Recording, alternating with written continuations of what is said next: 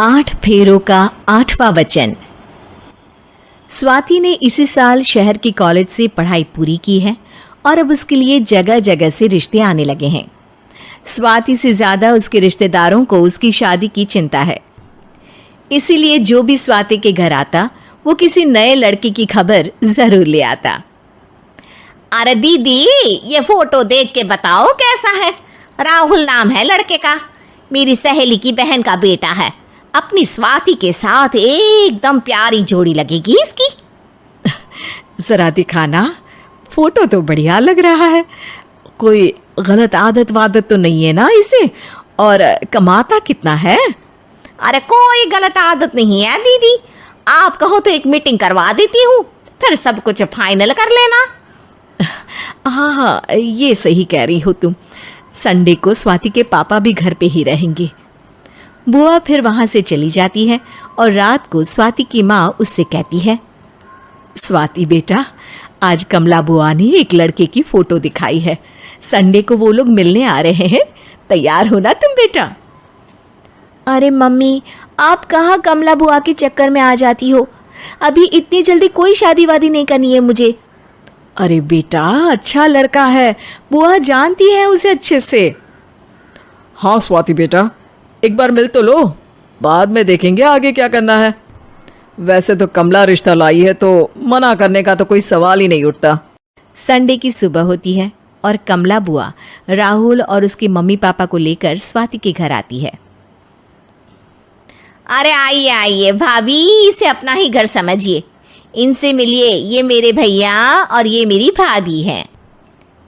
नमस्ते भाभी जी, ये है हमारा लड़का राहुल, सरकारी नौकरी की तैयारी कर रहा है ये। वैसे आपकी बेटी कहाँ है? अरे स्वाति बेटा, बाहर आ जाओ। वैसे कितनी पढ़ाई की है स्वाति ने? जी, पोस्ट ग्रेजुएट है हमारी बेटी साइंस में। ये सब तो ठीक है, पर घर संभालना जानती है या नहीं? हमें कौन सी इससे नौकरी करवानी है, नौकरी तो मेरा बेटा करेगा ही। पर मैंने इतनी पढ़ाई की है और आप चाहती हैं कि मैं घर पर ही बैठी रहूं? अरे स्वाति बेटा, ये बड़ों की बात में तुम कहाँ बोल पड़ी? हम सब देख लेंगे क्या करना है क्या नहीं।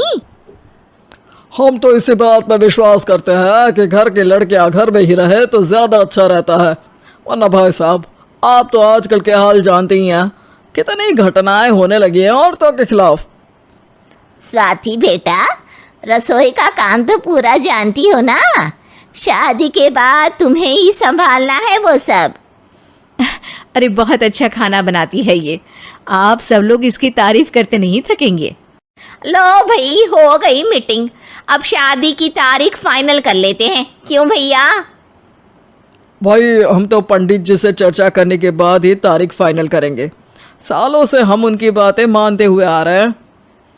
लड़के वाले और कमला बुआ की बातें सुनकर स्वाति एकदम नाराज हो जाती है और उसे लगने लगता है कि शादी के बाद उसे घर पर ही बैठना पड़ेगा। लेकिन घर वालों के आगे उसकी एक नहीं चलती और उसे शादी के लिए हाँ कहना पड़ता है। शादी का दिन आ जाता है और सब मंडप में जमा होते हैं। अब फेरों का समय हो गया है, अब कन्या अपने वर से 7 वचन मांगेगी। आप किसी धार्मिक आयोजन में जाएं तो मुझे भी ले जाएंगे। आप मेरे माता पिता का भी बराबरी से सम्मान करेंगे, हमेशा मेरा साथ निभाएंगे। आपको दोनों परिवार की जिम्मेदारियां बखूबी निभानी होगी। हर ज़रूरी बात में मेरी भी राय लेंगे। आप सभी गलत आदतों से दूर रहेंगे। आप मेरे अलावा किसी और औरत से कोई गलत संबंध नहीं बांधेंगे। ये 7 वचन पूरे हुए, वर क्या तुम्हें ये सारे वचन मंजूर है? जी हाँ पंडित जी, मैं सारे वचन अच्छे तरीके से निभाऊंगा। अरे वाह वाह, बढ़िया तरीके से सब काम संपन्न हो गया। तो इसी के साथ विवाह संपन्न हुआ और आज से ये दोनों पति पत्नी हुए। 1 मिनट पंडित जी, अभी एक वचन लेना बाकी है। अब कौन सा वचन है बेटा? मैं अब हमेशा के लिए किसी दूसरे घर में जाने वाली हूँ, तो पति के अलावा मैं अपने सास ससुर से भी एक वचन लेना चाहूँगी। अब कहो बेटी। मैं ये चाहती हूँ कि मुझ पर किसी बात की कोई पाबंदी नहीं लगाई जाएगी। मुझे सब कुछ करने की आज़ादी होगी और मैं भी विश्वास दिलाती हूँ कि मैं एक अच्छी बहू बन के दिखाऊंगी। स्वाति की बात सुनकर उसके सास ससुर एकदम चौंक जाते हैं और कुछ बोल नहीं पाते कि उतने में कमला बुआ बोल पड़ती है। अरे बेटा, ये भी कोई कहने की बात है? रानी बन के रहोगी तुम तो। वचन देने से पहले सोच लीजिए, क्योंकि शास्त्रों में वचन ना निभाने वालों के लिए नरक से भी बदतर सजा लिखी है। स्वाति की चालाकी से वहां मौजूद सब लोग प्रभावित हो जाते हैं और लोगों में बदनामी ना हो जाए, इस कारण स्वाति के सास ससुर को उसे वचन देना पड़ता है। और कैसी अपशकुन वाली बातें कर रहे हैं आप पंडित जी?